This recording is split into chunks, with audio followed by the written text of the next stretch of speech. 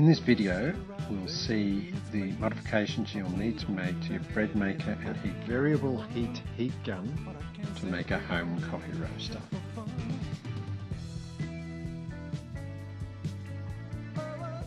You'll end up with what is pictured on the screen now.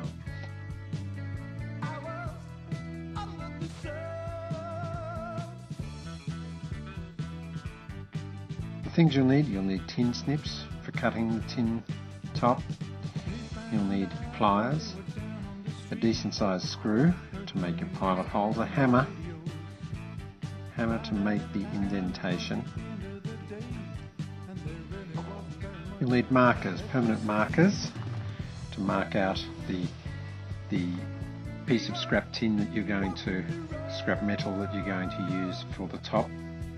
You'll need your bread maker bin and the bread maker. You'll also need the heat gun that you're going to use. The heat gun needs to be a variable heat.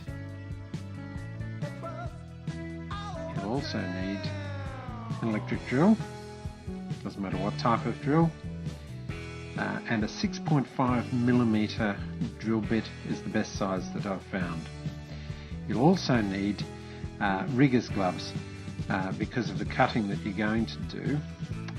You don't want to cut the sides of your hands on the sides of the metal. So first of all, you've got to mark up the piece of metal. So place the metal over the bin to get the size, and flipping it over with your permanent marker, mark down the sides. Okay, and off you go.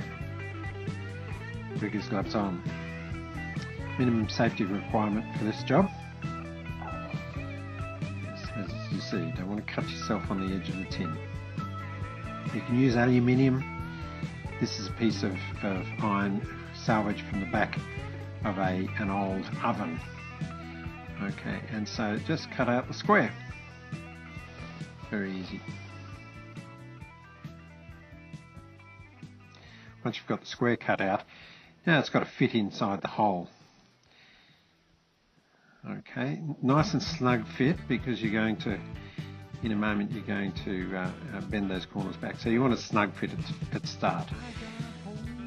Working out where you're going to put your heat gun. Now, your heat gun has cords, so you want that to go back over the console of the bread maker.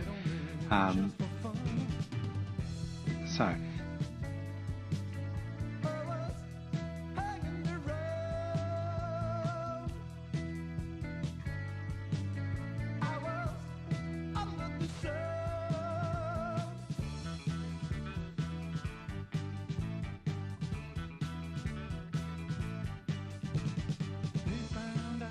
we're going to make a few adjustments here.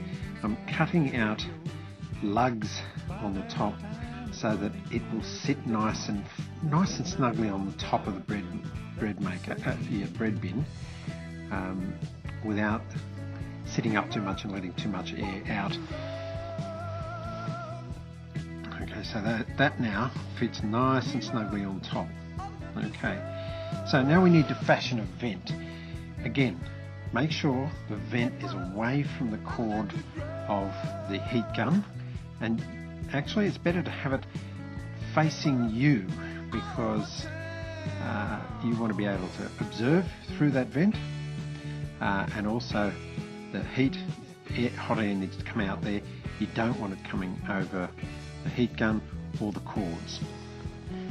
Okay, so you don't want it here, so you will put the heat gun handle over the back. Okay, so the holes for the template, put some timber under the template that you've marked out, and then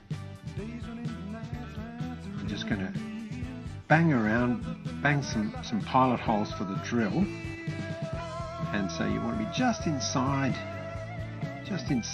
that ring. Okay, that's a slow-mo shot for you there. So that's all you have to do, just to indent it and go all the way around that inside perimeter of that circle. Okay. Just make sure you've got wood underneath so you don't bash into the thing that the table that you're leaning on. So the 6.5mm drill. Okay, just on off, nice and slow. For drilling metal, it's better to go slow than fast.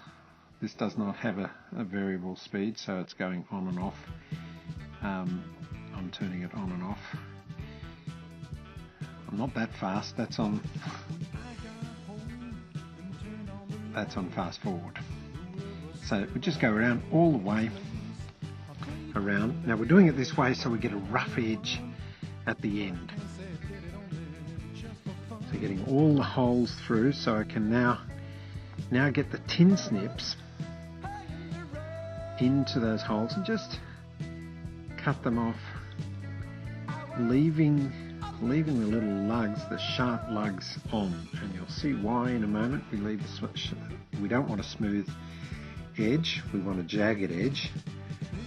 So once we get the inside of that out, now we fit the heat gun.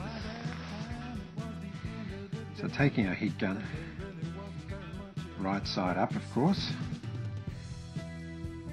again, safety first, put your riggers gloves on.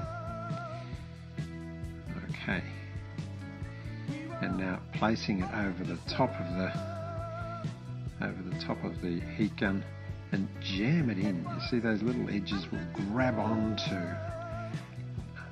like claws, will grab onto the spout, the heat spout. And now it's not moving anywhere. And so fitting nicely into the top of the bread bin. Yeah, it fits. It fits, and the vent's there facing you, away from all the sensitive electrical parts. Wonderful.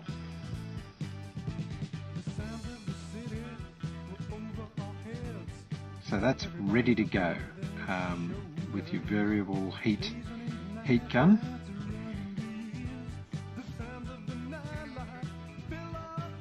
Very good, nice and solid because of those indentations. Can't knock that over. There you go, champ. Thanks for Kurt Henry, Under the Sound and the Typhoons. Sounds of 1984, Taiwan.